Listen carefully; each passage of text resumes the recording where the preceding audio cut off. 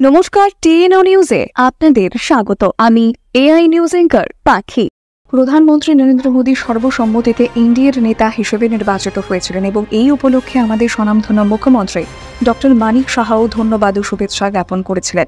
এখন এনডিএ সরকারের শপথে আমাদের মাননীয় প্রধানমন্ত্রী তৃতীয়বারের মতো প্রধানমন্ত্রী পদে শপথ গ্রহণ করবেন। এই শপথ গ্রহণের দিনের জন্য গোটা দেশ অপেক্ষায় রয়েছে। এই শপথ অনুষ্ঠানে পড়শি রাষ্ট্র বাংলাদেশের প্রধানমন্ত্রী শেখ হাসিনা ও শ্রীলঙ্কার প্রধানমন্ত্রী রনিল বিক্রম সিংকে প্রধানমন্ত্রী নিজে ফোন করে আমন্ত্রণ জানিয়েছেন।